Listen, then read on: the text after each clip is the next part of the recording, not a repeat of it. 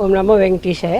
ఈరోజు గత పరిపాలనలో తిరుమల తిరుపతి దేవస్థానం అప్రతిష్ట పాలు చేయడానికి గత ప్రభుత్వము స్వయాన తిరుపతి శాసనసభ్యులుగా భూమన కరుణాకర్ రెడ్డి, అదేవిధంగా మరి టీటీడీ చైర్మన్గా కూడా భూమన కరుణాకర్ రెడ్డి అప్రతిష్ట పాలు చేయడానికి ఎన్ని కార్యక్రమాలు చేశారో మనందరికీ కూడా తెలిసిన విషయం. వాళ్ళకి హిందూయిజం మీద అయితే నమ్మకం లేదు, వాళ్ళు హిందువులు కానే కాదు. మరి అటువంటి వాళ్ళని ఈ రోజున చైర్మన్గా నియమిస్తే వాళ్ళు చెప్పరానటువంటి అసత్యాలు చెప్పి ఈరోజు దేవునికి ఉన్నటువంటి సేవకులను కూడా నా సేవకులు అని చెప్పుకునేంత గర్వము అతనికి ఉంది అనేదానికి ఇది ఒక నిదర్శనం. 2000 మంది నా కన్ను సనల్లో ఉన్నారు, అక్కడ ఏం జరుగుతుందో నాకు చెప్తున్నారు అని అంటే దేవుడి సేవకులను కూడా నువ్వు వాడుకుంటూ వారి సేవకులు కూడా నా సేవకులు అనే విధంగా హరినాథ్ రెడ్డిని కాపాడడానికి అంటే అతను టార్గెట్ అవుతున్నాడు. గోశాల డైరెక్టరు టోటల్ గా అందరూ ఆయన వైపు వేలెత్తి చూపిస్తున్నప్పుడు అతన్ని కాపాడడానికి 2000 మందిని పలుపసులు చేయడం, అబద్ధాలు చెప్పడం, ఇది చూస్తే ఏమనిపిస్తుందండి? హరినాథ్ రెడ్డిని సేవ్ చేయడానికి 2000 మంది ఉన్నారని అబద్ధం చెప్పడం అనేటువంటి టాక్ అయితే టీటీడీ ఉద్యోగులే చెప్తున్నారు. అతని మాట అబద్ధం అని చెప్తున్నారు. మీరేమంటారు? అది క్వైట్ న్యాచురల్ అండి. ఏదో నా దగ్గర ఇంతమంది అంతమంది పెట్టి కళ్ళవల్లి మాటలు చెప్పుకోవడానికి ఈరోజు చెప్పినట్టే ఉంటుంది. గోశాలలో గోవులు చనిపోలేదన్న మాట ఎంత నిజమో కరుణాకర్ రెడ్డి గారు అబద్ధం చెప్తున్నాడనే మాట నిజం.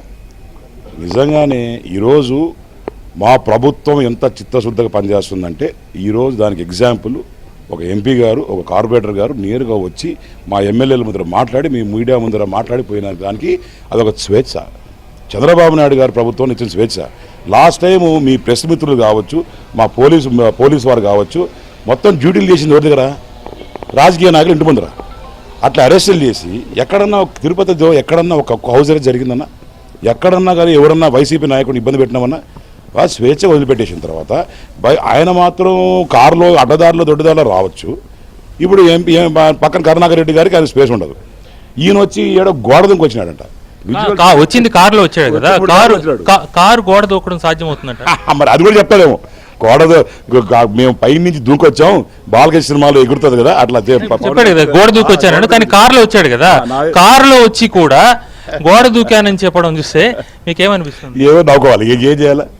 ఏదో సినిమా ట్రూ లై అంటారు కదా, అట్లా కళ్ళకి కనిపించేది కూడా నడుచుకుంటూ వచ్చి ఎస్పీ గారు పర్మిషన్ ఇచ్చిన తర్వాత లోపల తీసుకొచ్చిన తర్వాత సెటిల్ అయిందాం మేము లోపలికి వచ్చారు. అయినా కూడా మేము గోడ దుంకొచ్చాం. పాపం నిజంగానే చిప్పు తప్పినట్టు కారు ఎలాగైతే గోడ దూకిందని చెప్పారో అది గోవుల మరణాలను కూడా అట్లా అర్థం చేసుకోవచ్చు. ఏమంటారు? అంతే కదన్నా. ఇప్పుడు మొత్తం కూడా రిపోర్ట్ ఉంది, 43 గోవులు చనిపోయినాయని.